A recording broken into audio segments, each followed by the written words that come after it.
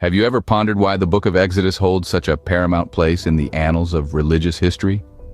The significance of this sacred narrative is profound, deeply rooted in themes of deliverance and the establishment of a covenant relationship between God and his chosen people, the Israelites.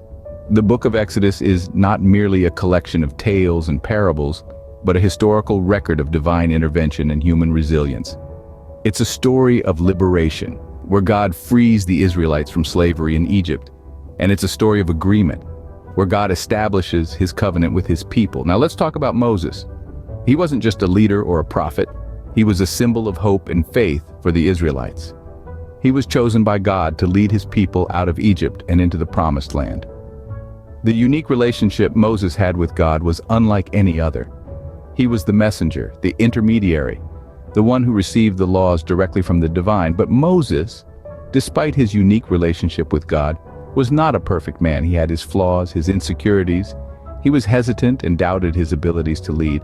And that's where Aaron comes in.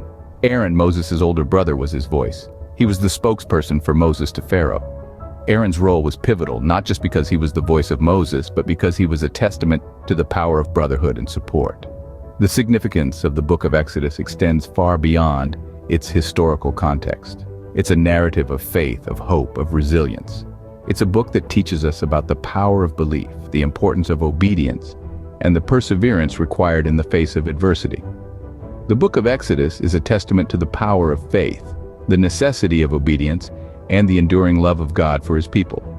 It's a story that resonates across time and space, teaching us about the human spirit, the divine will, and the unbreakable bond between God and his people. But what was Moses' significance to the Jews at this time? And why was Aaron chosen to be the voice of Moses to Pharaoh?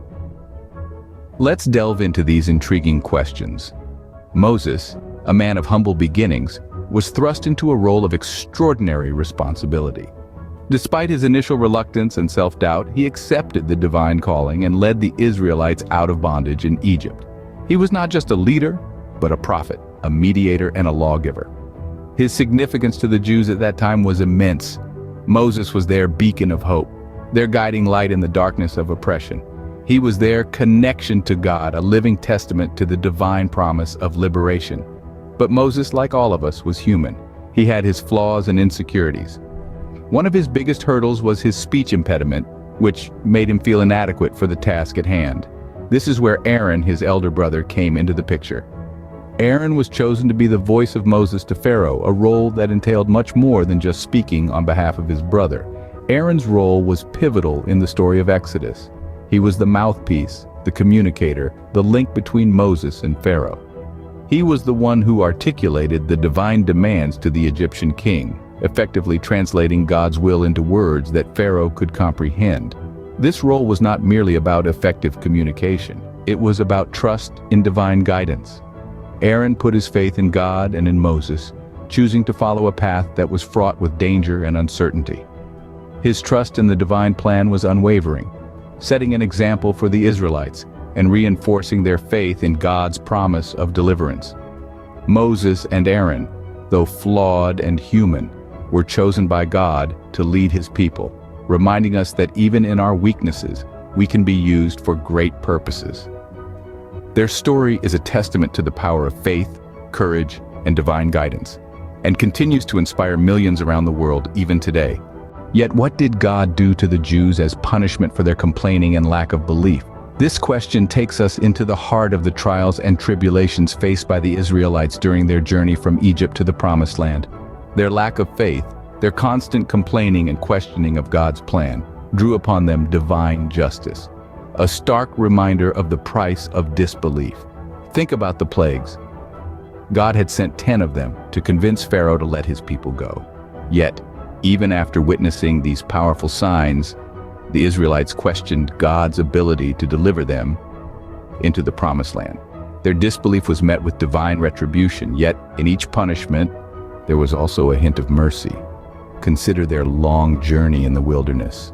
40 years they wandered, a generation lost, not because God was lost, but because the Israelites needed to find their faith. They complained about food, about water, about the hardships of the journey. Each complaint was met with a response, sometimes harsh, sometimes miraculous, but always aimed at reminding them of their covenant with God. In their moments of doubt and despair, the Israelites faced severe trials, a stark reminder of the dire consequences of losing faith. The book of Exodus serves not just as a historical narrative, but as a testament to the power of belief and the perils of doubt. The punishments meted out to the Israelites underscore the divine message: faith, once lost, exacts a heavy price.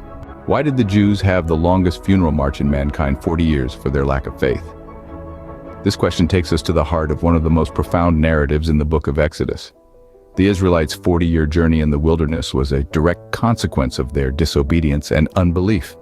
After their miraculous liberation from Egypt, instead of being grateful and trusting in God's providence, they complained and doubted. This lack of faith led to what can be seen as the longest funeral march in human history. But this journey wasn't just a punishment, it was also a purging process. These 40 years were a time of refinement, of stripping away the old ingrained habits of slavery, and of cultivating a new identity as a free and chosen people. It was a process of transformation, of turning a motley group of slaves into a nation that would serve as a beacon of God's light to the world. And it was a time of preparation. The wilderness was where the old and present generations were to die. Over 1,000 people died because God denied them the opportunity to enter the promised land. Only their descendants were allowed to enter, along with Joshua and Caleb, who came back from spying on the land with a positive report because they saw victory through God's power. This is why many refer to this time as the longest funeral procession in mankind's history. The wilderness was their training ground for the next generation, where they learned to trust in God's guidance and provision, to obey His commandments, and to hold fast to His promises. It was here that they were prepared to enter and inhabit the promised land. The 40-year journey, while arduous, served as a time of purification and preparation, a testament to the transformative power of faith and obedience.